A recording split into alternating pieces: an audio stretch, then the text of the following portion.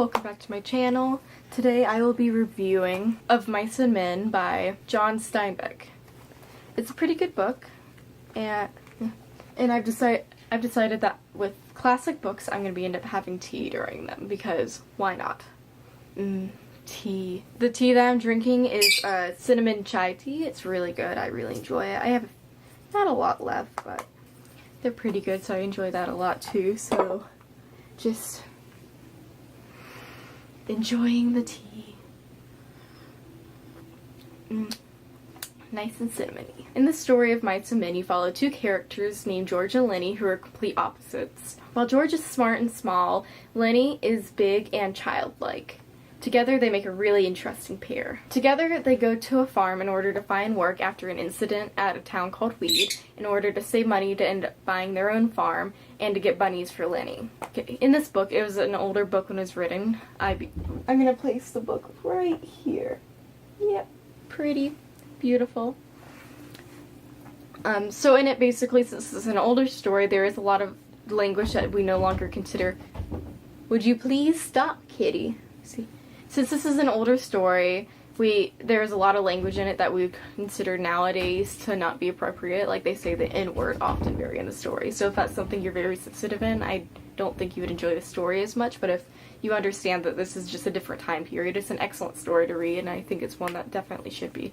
I personally really enjoyed the story a lot. I personally quite enjoyed the story a lot, and with it only being 107 pages, really quick read and a fast one just to pick up if you're on the go or to travel around, because it's so tiny. Cat, would you stop? If it's not the bird, it's the cat. Animals. Let me go. Okay, she won't stop banging on the door. Okay, stop. You're in my room now. You happy? No, she's not. Okay, where was I? So I also really loved the characters' relationships. So both Lenny and George. George takes often a father figure because Lenny, though it's never stated exactly what his issue is, but he has some kind of mental disability. So he often takes a childlike persona, or he's often very childlike in the way he behaves. So George ends up often taking the role of an adult for him, and so their relationships often it's like not this spoiled for me even in the first chapter. How this works. Older book that many people read in high school is very enjoyable and read by now. Interesting, though so other times not spoiler it can play to be a little bit harsher. Which some of the problems though that I saw also in the story, because I mean I really enjoyed it, but there's also some issues where the fact that I feel like it also could have been longer. While it's great that it's only 107 pages and pretty short, because it's a great one to end up being able to read in a short period of time, I feel like there was a lot that was left out that could have been added in, more detail, maybe showing more of what they did in work, even though the story, honestly, the story takes place over a few days, so it is really short, even time period wise, but I feel like there could have been a lot more detail. So if I had to fix something, that's definitely what I would do. Another issue that I kind of had with the story was how many characters were in it. In the second chapter, we were introduced to a lot of different characters, including Curly, who's a very interesting character, his wife, Slim, Candy, Carlson, and all these other ones. And very quickly, you just kind of forget a lot of them. They don't really play a huge role, so it doesn't really matter in the long run. Like Carlson, wow, I'm doing so good on pronouncing these names.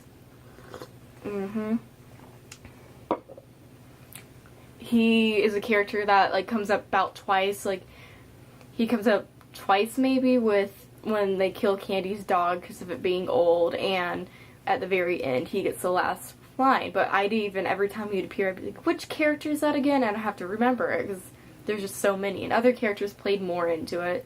So I think, again, adding length to it would have fixed that by giving characters more time with them. Maybe made it more interesting, be like, oh, I care about them more. And another issue that I have with the story, even though it can't be fixed because it's just time period, is Curly's wife.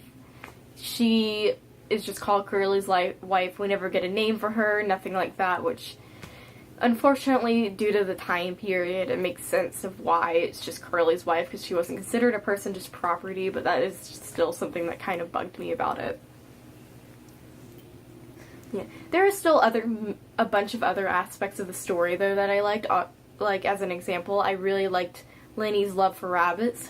Throughout the story, Lenny keeps having George tell the story over and over of what we're going to do when we get our farm, and he's going to tend to the rabbits. And it's just so sweet, and it's a very sweet thing. And by the end of the story, you're like, you just want him to tend to the rabbits. You just want him to get to the rabbits and get to tend them and pet them just like he wants. And unfortunately, that doesn't happen. Yeah, he also likes petting small animals and all of that, and that's a pretty cute aspect of it too, though he doesn't mean to, but he kills them on accident because he's not aware of his strength. So he often kills the poor animals in the end. Like at the beginning of the story when he accidentally kills the mouse, and so he just keeps it in his pocket till it's rotting. So yeah. Another part of the story I really liked was a lot of the irony and symbolism in the story. One of my favorite parts of the irony is George going, don't talk to Curly's wife. It's nothing but good, but in the end, Curly's wife talking to him is kind of what caused his death. Well, it is what caused his death, so this was kind of ironic because George is telling him already. So yeah, and the symbolism. George and Lenny represent being free and having their own land and this American dream, the idea. While going on this farm, it could be associated with the idea of the real world and reality. And so the symbolism there is throughout their story, them having this dream and stuff, and just it getting worked out of them. They can't get to it. Stories of other people that have this dream and never getting to it, but they're going to change this, and that's really good symbolism. And there's a bunch of other ways to perceive it, and it's one of those stories where you can look at it at different angles, and all of them kind of work. And it's a really good story written that way. It's really well written to the point where you're able to express this, and I think that's really cool. Okay. So, my favorite quote of this whole book, I love this quote because you're in a very serious scene, this is going down. It's a very serious scene and all this is happening, and then there's this quote.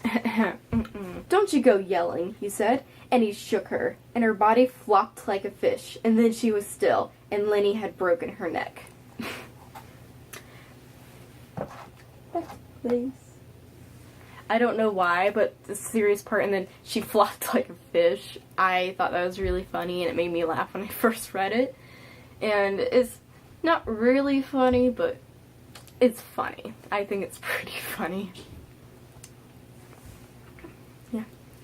Another part that I really liked in the story, while it's not because it was good or funny or anything, that it was actually because I felt like the emotions portrayed by the characters was really well done, is after they had found Curly's wife's body, it covered up by hay and all of that, and George basically tells Candy, we're not going to get the dream anymore because we're not going to be able to do this dream where we get a farm and 10 rabbits because Lenny's not going to be part of it.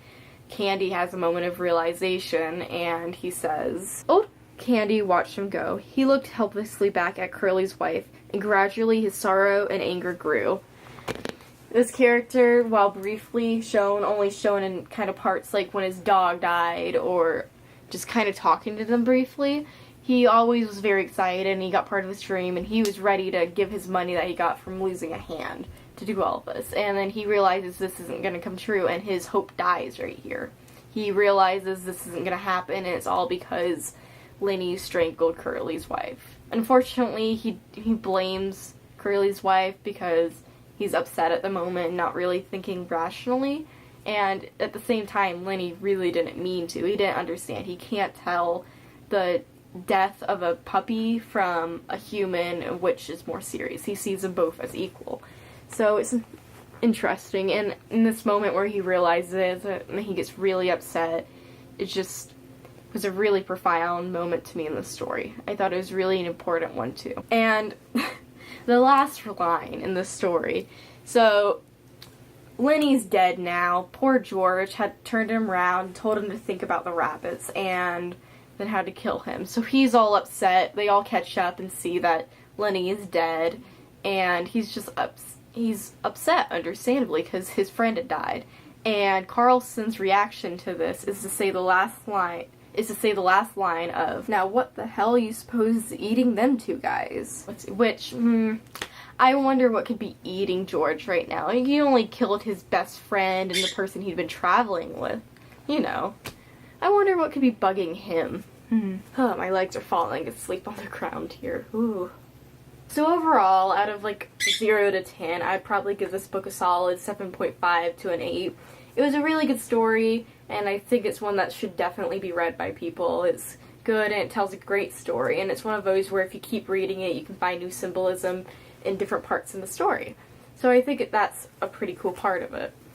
It did not age very well with a lot of the language used in it, but that sometimes just happens with stories, and that has to be understandable. If you're wanting a quick story to read and also be classic, I would highly recommend this one, because that's one that I really like and I'll definitely read again. So thank you so much for watching my review on Of Mice and Men. Please subscribe if you want to see more book reviews like this, including tea. And also fun challenges and just random videos like that, which I post Tuesday and Thursdays, and for polls or just random questions I ask sometimes on Twitter and stuff, follow me on Instagram and Twitter at Quinn_DeJarlis. And yeah, thank you so much for watching. Bye!